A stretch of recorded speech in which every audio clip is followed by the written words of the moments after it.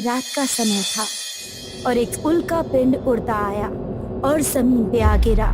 एक युवक जो वहीं पास से लालटेन लिए गुजर रहा था, उसने ये दृश्य देखा और उस उल्का पिंड के पास पहुंचा। ये उल्का पिंड तो चांद का टुकड़ा जान पड़ता है। ऐसा करता हूँ कि इसे मैं इस लालटेन में डाल देता हूँ। प्रशांत ने तुरंत उस टुकड़े को अपने लालटेन में डाल दिया और चांदनी रोशनी रास्ते को प्रकाशित करने लगी। कितनी सुंदर रोशनी निकलती है इससे। चलो अब मैं वैभव के घर चलता हूँ। आखिर अब कुछ महीने मैं उसके घर पर ही तो रहने वाला हूँ। उसे भी ये दिखाकर चौंका दूंगा। प्रशांत आज अपने मित्र वैभव के पास जा रहा था। वैभव अपनी माँ मीना और बहन श्रद्धा के साथ रहता था। उनका परिवार बहुत ही खुशहाल था। प्रशांत घर पहुंचा और सभी लोग उसके हाथ का लालटेन देखने लगे। प्रशांत से वैभव ने पूछा, भाई ये चमकता लालटेन कहाँ से उठा लाए हो? हाँ बेटा, चमकता तो बिल्कुल चांद के जैसा है। हाँ, सही समझ रहे हैं आप लोग। मैंने एक उल्का पिंड गिरते हुए देखा और जब मैं वहाँ पहुँचा तो मुझे ये चांद का टुकड़ा मिला। वाह, ये तो काफी सुंदर है। बस भी करो, अब उसे आराम करने दो। अभी अभी तो बेचारा घर पहुँचा है और तुम सबके सवाल खत्म ही नहीं हो रहे हैं। ठीक है, आओ प्रशांत, मैं तुम्हें तुम्हारा कमरा दिखा देती हूँ। प्रशांत अपने कमरे में जाकर सो जाता है और लालटेन को बगल में पड़े मेज पर रख देता है। रात बीत जाती है और प्रशांत उठकर देखता है कि मेज पर रखी एक मूर्ति और कुछ किताबें किसी जेवर की तरह चमक रही थी। ये देखकर प्रशांत चौंक जाता है। ये क्या है? ये मूर्ति और किताबें तो कल ऐसी नहीं थी। ये कैसा चमत्कार है? प्रशांत की आवाज सुनकर श्रद्धा और मीना उस कमरे में आ जाते हैं। अरे बेटा, क्या हुआ?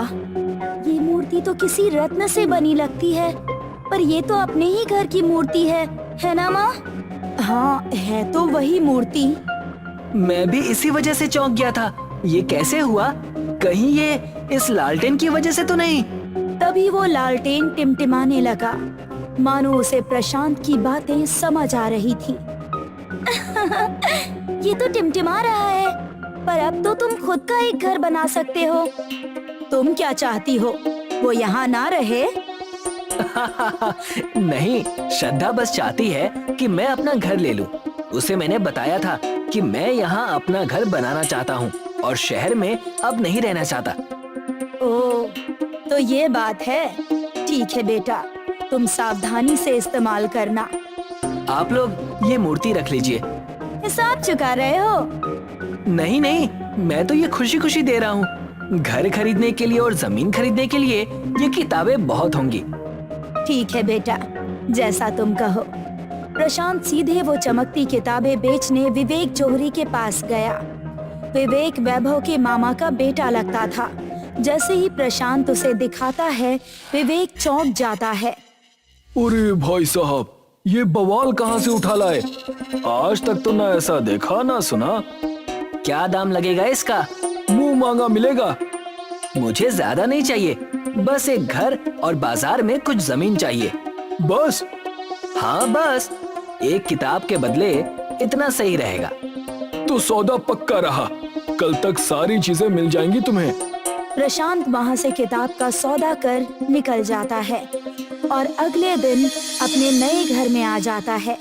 प्रशांत सोने से पहले अपने घर में गहने एक संदूक में रखता है और उस पर लालटेन रख कर सो जाता है।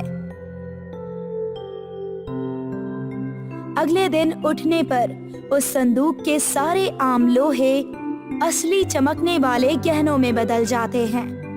अरे वाह, शुक्रिया मेरे लालटेन। अब मैं भी एक गहनों की दुकान खोलूंगा। प्रशांत वैभव की मदद से एक अच्छी जगह पर अपनी दुकान खोल लेता है और आज यहाँ विवेक, वैभव और श्रद्धा आए थे। वाह, ये गहने मन करता है सारे पहन लूं। प्रशांत, तुम्हारी दुकान की तो बस कुछ ही दिनों में निकल पड़ेगी। हाँ भाई, अब हम जौहरियों के धंधे चौपट हो जाएंगे। नहीं भाई, ऐसी बात नहीं है। सोने की अपनी चमक है और मेरे इन गहनों की अपनी। ये गहने तुम लाते कहाँ से हो? क्योंकि ऐसे गहनों के बारे में ना मैंने कभी सुना है और ना ही कभी देखा है। वो दरअसल बात ऐसी है कि बस बस, आगे कुछ नहीं कहना। काफी नया है प्रशांत। श्रद्धा इसीलिए मना कर रही है क्योंकि एक जौहरी को कभी अपने राज के बारे में नहीं बताना चाहिए।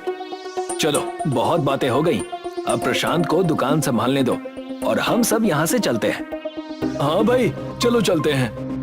आप लोग आगे चलिए, मैं आती हूँ। ठीक है, जल्दी आ जाना। वो दोनों चले जाते हैं और श्रद्धा प्रशांत से कहती है, ध्यान से सुनो प्रशांत। आपको जो कहना है कहिए, हम सुन ही रहे हैं।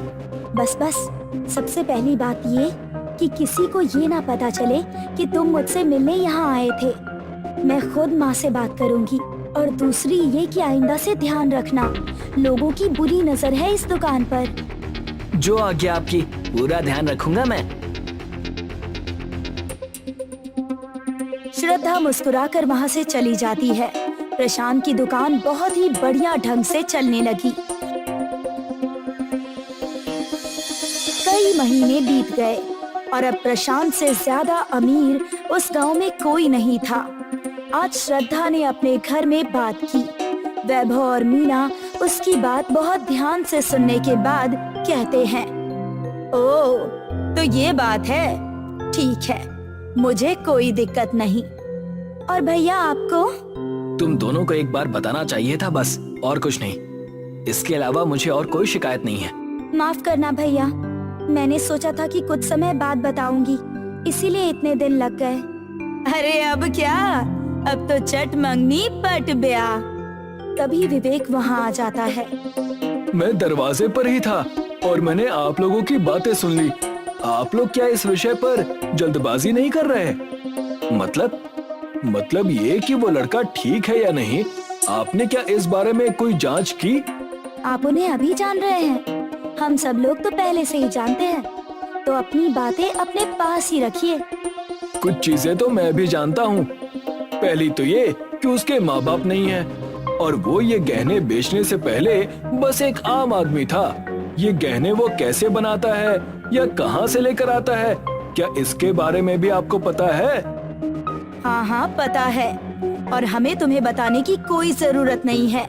मैं भी इतने महीनों से हाथ पर हाथ धरे नहीं बैठा हूँ। उस लालटेन के बारे में मैंने लोगों से छानबीन करवाई है और ये शादी तो मैं होने नहीं दूंगा क्योंकि मेरा पूरा धंधा उसने चौपट कर दिया है। क्या कर लोगे? ऐसे कैसे नहीं होने दोगे शादी? वो ऐसे। तभी दो गुंडे अंदर आकर श्रद्धा को पकड़कर ले जाने लगते हैं। माँ, बचाओ भैया! वैभव और मीना कुछ नहीं कर पाते। ले जाओ इसे। गुंडे श्रद्धा को ले जाते हैं।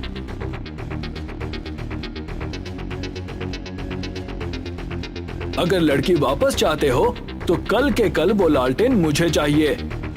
पर वो हमारा लालटेन नहीं है, हम प्रशांत से कैसे कहेंगे? वो तुम जानो, मुझे मत बताओ। चलो अब चलता हूँ। लालटेन लाना और लड़की ले जाना। मीना रोते रोते तुरंत प्रशांत के पास जाती है और उसे सारी घटना बताती है। क्या?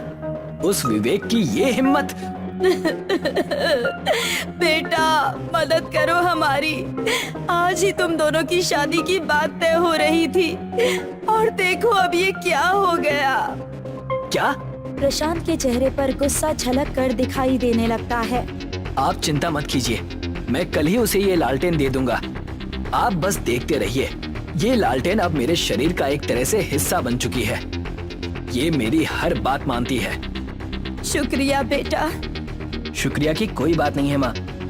रात बीत जाती है और सूरज की पहली किरण जमीन पर पड़ती है। प्रशांत लालटेन लेकर विवेक के घर जाने लगता है। विवेक के घर पहुंचते ही प्रशांत देखता है कि श्रद्धा कुर्सी से बंधी है और विवेक प्रशांत को देखकर मुस्कुराता है। ये रही लालटेन। श्रद्धा को यहाँ भेजो और लालटेन मैं इस मेज पर रख देता हूँ। ठीक है, सौदा पूरा हुआ।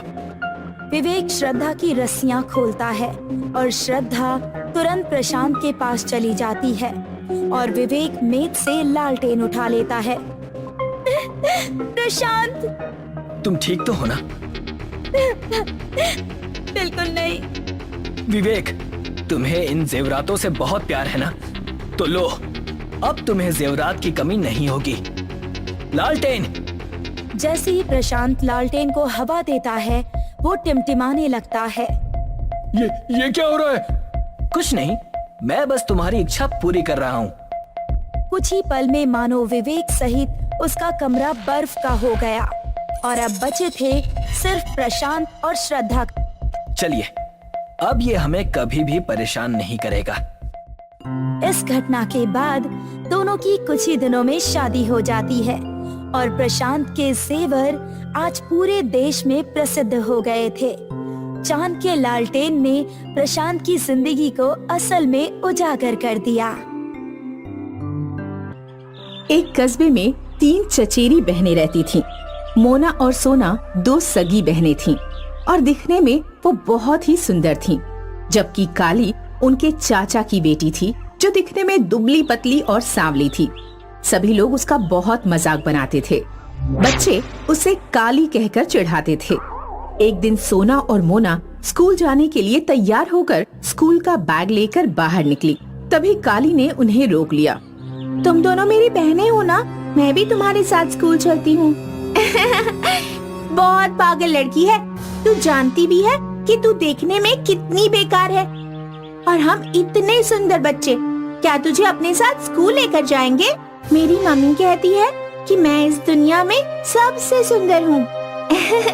अगर तेरी मम्मी कहेगी कि तू चांद है तो क्या हम मान लेंगे? और ऐसे तो मेरी मम्मी भी कहती है कि तू काली है। काली है तो बस है। काली वहाँ से रोते हुए अकेले ही स्कूल चली गई। जब काली स्कूल में पहुँची तो उसने देखा कि सभी बच्चे मोना और सोना से हेलो बोल रहे हैं, लेकिन काली को सबने इग्नोर कर दिया। देख काली, तुझे लगता है कि सिर्फ हम दोनों बहनें ही तुझे काली बोलते हैं, लेकिन अब तो तूने भी देख लिया कि क्लास के बच्चे भी कैसे करते हैं। काली उदास होकर क्लास में सबसे पीछे जाकर बैठ गई और रोजाना ऐसे ही चलता रहा। नवरात्र के दिन थे और एक जगह कन्या पूजन के लिए सोना और मोना के लिए बुलावा आया। वो दोनों अच्छे से तैयार होकर जाने लगी। काली भी यह देख रही थी। सोना, मोना, मुझे भी अपने साथ ले चलो। तुझे बुलाया है क्या? नहीं। तुझे खुद तो कोई बुलाता नहीं है, क्योंकि ना इसके पास अच्छे कपड़े हैं और ना अच्छी सूरत। दोनों बहनें काली का मजाक बनाकर वहाँ से चली गईं। काली पढ़ने बैठ गई। स्कूल में रिजल्ट का दिन। आज अपनी क्लास में मैं फर्स्ट आऊंगी। हाँ, मैं भी फर्स्ट आऊंगी, क्योंकि सुंदर बच्चों को तो मैडम भी ज्यादा मार्क्स देती हैं। काली भी वहीं खड़ी होकर यह सब सुन रही थी। और काली, तुझे नहीं आना क्या फर्स्ट? काली कुछ बोलती, लेकिन उससे पहले ही मोना बोल पड़ी कि फर्स्ट आएगी, लेकिन लाइन में नीचे से फर्स्ट आएगी। एक बार फिर दोनों बहनों ने काली का मजाक बनाया और हंसने लगी। तभी मैडम ने सभी बच्चों को असेंबली में बुलाया और रिजल्ट की घोषणा की। मैडम ने सबसे पहले क्लास में फर्स्ट आए बच्चों का नाम लिया, लेकिन सोना मोना का उसमें नाम नहीं था। काली अपनी क्लास में और पूरे स्कूल में फर्स्ट थी। यह देखकर सबके होश उड़ गए। आज इस काली की वजह से हमारी बहुत बेइज्जती हुई है। इसको नहीं छोड़ेंगे। हाँ, इसका कुछ ना कुछ तो करना ही होगा। बच्चों के रिजल्ट की खबर पूरे कस्बे में फैल गई और सभी लोग काली को बधाइयाँ देने लगे। यह देखकर सोना और मोना को बहुत जलन हुई और उन्होंने काली को सबक सिखाने का पूरा मन बना लिया। एक दिन सुबह सुबह काली अकेले ही अपने घर के पास खेल रही थी। तभी वहाँ सोना और मोना भी आ गई। काली, क्या तुम हमें अपनी दोस्त बनाओगी? हाँ काली, हमने तुम्हारा मजाक बनाया, उसके लिए हम माफी मांगते हैं। कोई बात नहीं, अब से हम दोस्त हुए। ठीक है, आज हमारी दोस्ती की खुशी में हम कहीं घूमने चलते हैं। वहाँ अच्छा अच्छा खाना खाएंगे और खूब मजे करेंगे। हाँ, हम बहुत खेलेंगे। हम हर रविवार को वहाँ जाते हैं। मैं मम्मी को बता कर आ रही हूँ और फिर साथ चलेंगे। ओए, तू पागल है क्या? अगर ऐसे बताएगी तो तेरी मम्मी नहीं भेजेंगी, इसलिए हमें चुपचाप चलना होगा। काली दोनों के साथ चली गई। सोना और मोना काली को एक जंगल में ले गईं। ये कौन सी जगह है? हम कहाँ जा रहे हैं? ये जंगल है और हम यहाँ मस्ती करने आए हैं। आहा, फिर तो बहुत मजा आएगा। चलो एक गेम खेलते हैं। काली, तू कुएं के ऊपर आँख बंद करके खड़ी हो जा। फिर उसके बाद तू पहले खड़ी तो हो, फिर बताएंगे। काली वहाँ खड़ी हो गई और आंखें बंद कर ली। मोना और सोना ने एक दूसरे को इशारा किया और काली को कुआं में धक्का दे दिया। काली के चीखने की आवाज कुएं में गूंज गई। दोनों बहनें खुश होकर घर वापस चली गईं। काली कुएं में नीचे गिरती जा रही थी, लेकिन कुछ ही मिनटों में वह एक नई दुनिया में पहुंच गई। वहाँ 3 चांद थे। काली बहुत घबरा गई। मैं कहाँ हूँ? बचाओ, बचाओ! घबराओ नहीं, तुम चांद पर हो। चांद? हाँ, हम 3 जादुई चांद हैं। लेकिन किताब में तो मैंने सिर्फ एक ही पढ़ा है। हम जादुई चांद हैं। तुम जो भी मांगना चाहो मांग सकती हो। मुझे सब काली कहकर चिढ़ाते हैं। मैं कहाँ जाऊँ? सभी बच्चे मेरा मजाक उड़ाते हैं।